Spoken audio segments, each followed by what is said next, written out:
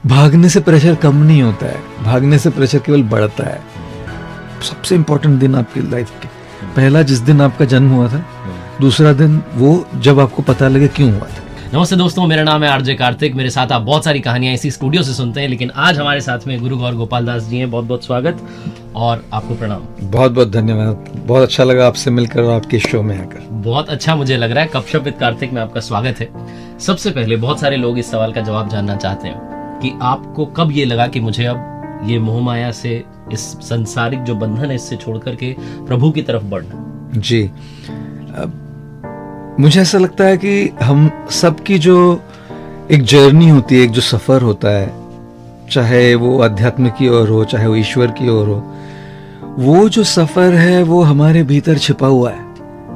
जैसे माइकलांजेलो को किसी ने पूछा कि आप इतनी अच्छी मूर्ति कैसे बना लेते हैं, तो उन्होंने कहा कि मूर्ति तो पहले मार्बल में रहती है, मैं बस ऊपर जो एक्सेस मार्बल है उसको निकालता हूँ, वो बस प्रकट होती जाती है। ठीक वैसे हमारा सफर भी उस मूर्ति की तरह हमारे भीतर है, बस थोड़े थोड़ा जो ऊपर का जो अंधेरा है, ऊपर के जो कंफ्यूजन है, वो निकलते जाते तो हमारा सफर, हमारा पाथ इवॉल्व होता जाता है। तो मेरे लिए ये बचपन से ही ये सारे सवाल थे, बचपन से ये थोड़ा इन सब चीज़ों के प्रति आसक्ति थी, एक अटैचमेंट थी। लेकिन इंजीनियरिंग कॉलेज में जब पहुंचा तो और भी थोड़ा लगा कि कुछ इन सवालों के जवाब मिल जाए, और जब जॉब स्टार्ट कर दी तो तब तो जरूर लगा कि अब इन सवालों के जवाब चाहिए। तो आप वेल सेटल थे, आपने इलेक्ट्रिकल इंजीनियरिंग की है जी, तो सबके बावजूद आप इधर आ गए। जी, बड़ा मुश्किल होता है जी। और आज के टाइम में तो लोग कहते हैं कि भैया मोबाइल आपके पास आ गया तो आप छोड़ ही नहीं सकते दुनियादारी। जी। तो कैसे आप आ गए? कितना इजी रहा, डिफिकल्ट रहा? जी, इजी भी और डिफिकल्ट भी, दोनों होता है। सबसे पहले तो मैं जब HP में जॉब कर रहा था तो मैंने अपने आप से एक सवाल पूछा कि अगर मैं एवरेज 8 घंटा रोज का जॉब पर काम करता हूँ, अपने वर्क प्लेस में 8 घंटे रहता हूँ, और हफ्ते के 5 दिन वीकेंड छुट्टी हो तो हफ्ते के 40 घंटे मेरे वर्क प्लेस पे जाते हैं, और अगर साल में मैं 50 घंटे काम करता हूँ तो 50 हफ्ते काम करता हूँ तो साल के 2000 घंटे वर्क प्लेस पे जाते हैं। और अगर जिंदगी भर 45 साल काम करूं तो जिंदगी के 90,000 घंटे मेरे वर्क प्लेस पे जाने वाले हैं, जो मेरे जिंदगी के 10 साल है। तो मैंने अपने आप से बस एक ही सवाल पूछा कि मेरे 90,000 घंटे मुझे मुस्कुराते हुए बिताने हैं कि रोते हुए बिताने हैं। और हालांकि मेरी जॉब में और मेरे वर्क में मैं बहुत अच्छा था, लेकिन मुझे ये लगा कि I am not cut for this. तब फिर मैंने अपने आप से पूछा, तो इसके लिए कट नहीं तो फिर क्या करना क्या चाह रहे? फिर वो जो स्पिरिचुअल कॉलिंग थी उसको और इसको कंबाइन कर दिया कि let my spiritual calling and my work B combined together. तो उस दृष्टि से थोड़ा कठिन इसलिए था, मुश्किल इसलिए था कि एक बड़ा रिस्क है ये। मतलब ये कोई जॉब शिफ्टिंग नहीं है, ये यहाँ से एक सेटल्ड जॉब से आकर ये कपड़े, गेरुए कपड़े पहनकर बस आकर तो एक दृष्टि से थोड़ा रिस्क था, तो थोड़ा कठिन था। और आसान इसलिए था कि अगर किसी से प्यार हो जाए तो कितनी ही दिक्कतें आ जाए वो आसान हो जाता है। बिल्कुल सही। तो जिस बात से, जिस काम से आपका प्यार हो जाता है तो फिर बस परमात्मा ने बुला लिया, बस आ जाओ। आपसे मैं जानना चाह रहा हूँ, काफी लोगों ने सवाल भेजा कि गुरुजी से आप पूछिए कि what is the purpose of life, इस जीवन का उद्देश्य क्या है? क्या है उद्देश्य आपके शब्दों में अगर आप? मार्क ट्वेन ने एक बहुत अच्छी बात कही थी कि there are 2 most important days in your life. सबसे इम्पोर्टेंट दिन आपकी लाइफ के, पहला जिस दिन आपका जन्म हुआ था, दूसरा दिन वो जब आपको पता लगे क्यों हुआ था। So, जिस दिन हम डिस्कवर कर ले कि हमारा पर्पस क्या है, वो तो परफेक्ट दिन होगा। लेकिन अगर आप मुझसे पूछे, पर्पस हमारे जीवन का पैसे कमाना तो नहीं हो सकता केवल, वो सब छूट जाएगा ना पीछे। पर्पस हमारे जीवन का केवल इनकम टैक्स भरना और टैक्सेस भरते रहना और बिल्स और EMIs भरते रहना, ये तो नहीं हो सकता ना। तो मुझे लगता है कि हमारे जीवन का पर्पस है कि एक बदलाव लाना, to make a difference, to make an impact. दुनिया में, लोगों के जीवन में सेवा करना, एक इम्पैक्ट लाना, एक बदलाव लाना।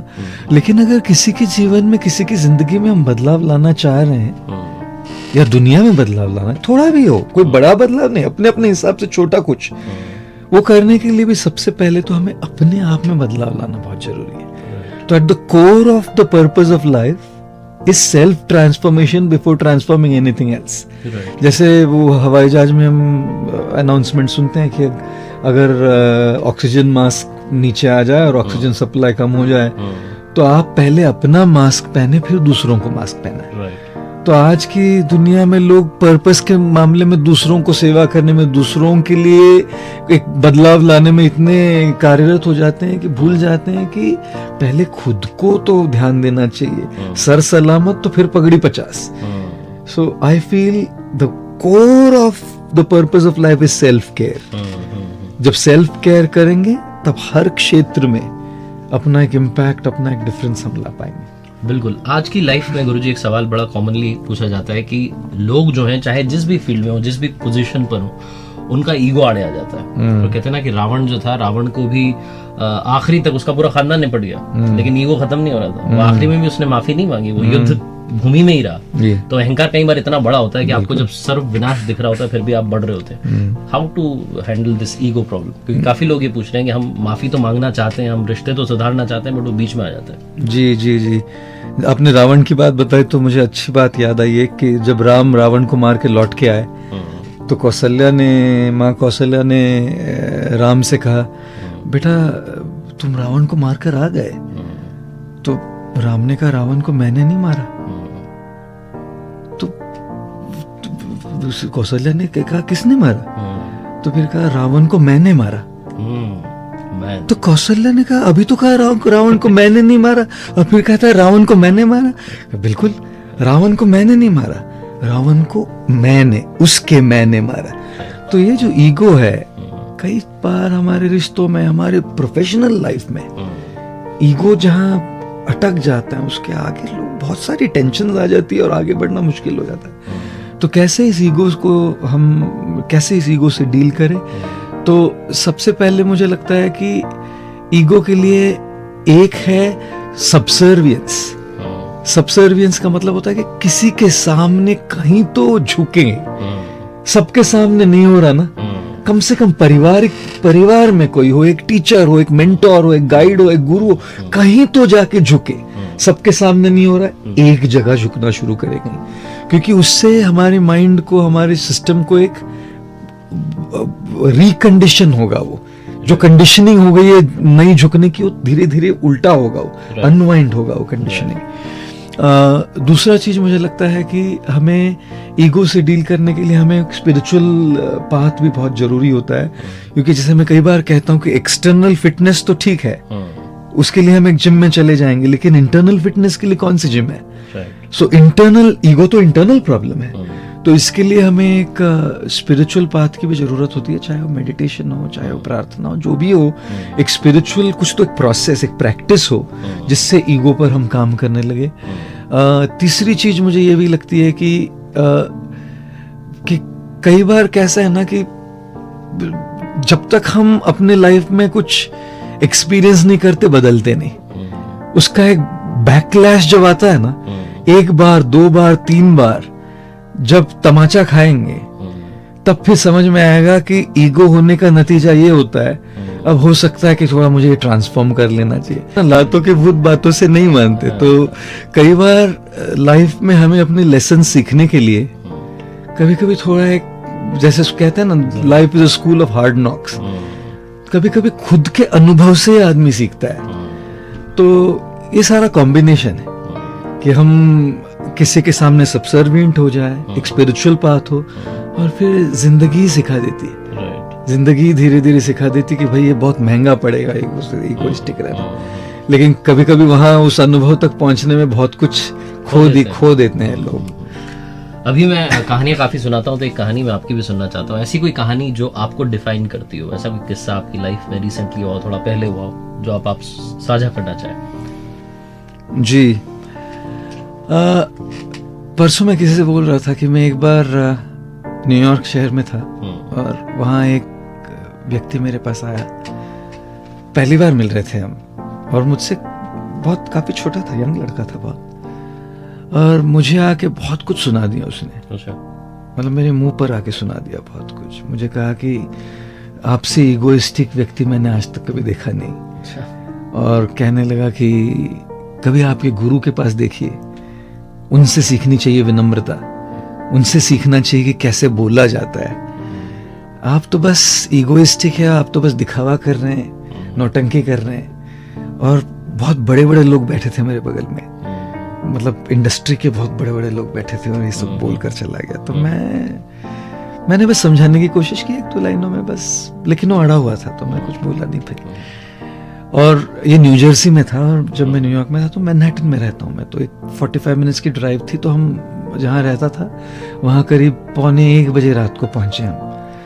तो इंडिया और न्यूयॉर्क के टाइम में डिफरेंस होने की वजह से मैं रात में सोने से पहले भी ईमेल चेक करता हूँ कि कुछ कभी इम्पोर्टेंट कुछ इंडिया में हो तो फिर मैंने ईमेल देखा, तो जब तक हम पहुंच गए थे यहाँ, उसने एक लंबी ईमेल लिखी थी मुझे, उसी व्यक्ति ने। अच्छा। बहुत लंबी ईमेल और ऐसी ऐसी बातें सुनाई उसमें मुझे। तब जब आप रात को ऐसा कुछ पढ़ते हैं सोने से पहले, और वो भी अपने बारे में, जब कोई आपको ऐसी बातें सुना रहा है तो नींद कैसे आएगी आपको? लेकिन मैंने अपने आप को प्लेजेंटली सरप्राइज कर दिया। अच्छा। कि मैंने कहा ठीक है, जो बोल रहा है ठीक है भाई, उसमें फीडबैक दे रहा है, अगर उसमें कोई सच्चाई है तो एक्सेप्ट कर लेंगे, नहीं है तो छोड़ देंगे। और सो गया मैं, तो बहुत देरी से सोया था। तो अगले दिन जब उठा मैं करीब 8 सवा 8, इतनी देरी से कभी उठता नहीं, लेकिन 2-2:30 बजे सोया हुआ था। तो उठा एक 7:30-8 बजे, तो जो दूसरे थे एक डिवोटी हमारे बगल में, आके बोले कि वो आया हुआ है मिलने से आपको वापस। अभी तो मैं बस सरासर मना कर सकता था कि मैं नहीं मिल सकता। मैंने कहा ठीक है मिल लेते हैं। तो मेरे कमरे में आ गया और मुझसे पूछा ईमेल पढ़ी आपने मेरी? मैंने कहा जरूर पढ़ी। तो कहा क्या लगा आपको? मैं बोला नहीं अच्छी, जो आप बोल रहे हैं ठीक है ना। नहीं आपको क्या लगता है? मैंने कहा आपने अपना फीडबैक दे दिया, मैं जरूर विचार करूंगा। नहीं आपको क्या लगता है?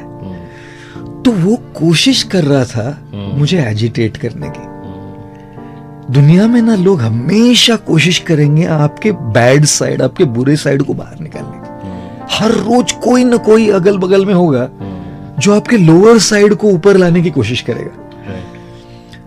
लेकिन मैंने कहा मैं इसको ये अधिकार नहीं देता कि वो मेरी बैड साइड को ऊपर लाए। जो भी उसने कहा है, जो भी उसने मेरे साथ किया है, तो मैंने कहा नहीं, I don't allow this man to do this. तो मैंने कहा thank you very much for your feedback, I will definitely consider the points you have spoken. तो 2-3 बार और कोशिश कर रहा था। जब कुछ नहीं कहा ना तो चुपचाप से चला गया। देखिए जब भी कोई आपके साथ कुछ करता है, आप जिस प्रकार की आपकी प्रतिक्रिया रिस्पॉन्स होता है, उसी से उसको शक्ति मिलती है। The person gets power to handle you badly when you respond and react like that. तो तभी मैंने एक बहुत बड़ी चीज सीखी कि criticism is good if there is truth in it, let us accept it. If there is no truth, सच्चाई नहीं है, छोड़ दीजिए। दूसरों के मुंह लगकर, उनको भला बुरा कहकर और उनको यह अधिकार देकर कि मेरा बैड साइड निकाले, हमारा क्या लाभ हुआ उसमें? But then I thought this is not worth it. तो फिर 1 साल बाद जब मैं गया न्यूयॉर्क, फिर आया लौट के माफी मांगने के लिए कि I am very very sorry, मैंने बहुत बड़ी गलती की आपके साथ। मैंने गलती कुछ नहीं की, आपने जो आपको दिल में लगा बोल दिया ना। You are honest to share that this was something that you felt, don't worry, it's okay. बोला आप मुझे प्लीज फॉरगिव कर दीजिए, क्षमा कर दीजिए। मैंने कहा भैया फॉरगिव करने के लिए पहले आपने कुछ किया होता तो मैं क्षमा करूँ ना। फॉरगिव कब किया जाता है? जब आपने कुछ गलत किया हो मेरे साथ। अपने हिसाब से आपने सही किया ना, ठीक है, कोई बात नहीं, it's okay. So I can never forget the story. आखिरी में जाते जाते मैं आपसे जानना चाह रहा हूँ कि बहुत सारे जो लोग हैं आज प्रेशर हैंडल कर रहे हैं, चाहे कोविड के बाद में उनका जॉब का हो, एग्जाम का हो, सिचुएशन जो तो भी चल रही हो लाइफ में, प्रेशर सिचुएशन जब आ जाए, जब आपको लगे कि अब हर तरफ से घिर गए हो, तो क्या करना चाहिए? अगर आप आखिरी में बताएं। देखिए प्रेशर तो हमेशा रहने वाला है, कोविड हो या नहीं हो, प्रेशर हम पर हमेशा रहने वाला है। तो सिचुएशनल प्रेशर हैंडल करने की बात नहीं, हमको रेगुलरली प्रेशर कैसे हैंडल करना है बहुत ज्यादा जरूरी है हमारे लिए। और मुझे ऐसा लगता है कि हम अपने लाइफ में ना पॉज करना भूल गए। जितना आप भागते रहेंगे, भागने से प्रेशर कम नहीं होता है, भागने से प्रेशर केवल बढ़ता है। तो भगदड़ तो करनी ही है, भागना तो है ही है, ये रुकने वाला थोड़ी है। बस इस भगदड़ के बीच में थोड़ा सा एक पॉज करना बहुत जरूरी है। रोज हो सके तो रोज 15 मिनट, 20 मिनट बस अपने साथ बिताइए, जो आपको अच्छा लगता है वो कीजिए। चाहे आपको संगीत सुनना अच्छा लगता है, जैसे अनवाइंड कीजिए म्यूजिक सुनकर। आपको किताब पढ़ना अच्छा लगता है, उसको सुनकर आप पॉज कीजिए। आपको अपने साथ, अपने आप के साथ संबंध जोड़ना है मेडिटेशन से, वो करके पॉज कीजिए। अगर आपको ईश्वर के साथ संबंध जोड़ करके अनवाइंड करना है, वो करके पॉज कीजिए। लेकिन पॉज कीजिए और अपने आप पर ध्यान दीजिए, क्योंकि ये जो भगदड़ है ये रुकने वाली नहीं है और प्रेशर कोई कम होने वाला है नहीं। तो आप तैयार कीजिए। कहते हैं ना, आर्मी में एक कहावत है, if you sweat more in peace you bleed less in war. तो जब शांति, थोड़ा समय मिल जाए, prepare yourself in a way that it affects you less. I can't say it won't affect you, but it'll affect you less. Absolutely. Thank you so much, गुरुजी, आज आपने समय निकाला बात। Thank you, sir. Thank you. सादर प्रणाम आपको। Thank you. बहुत बहुत धन्यवाद।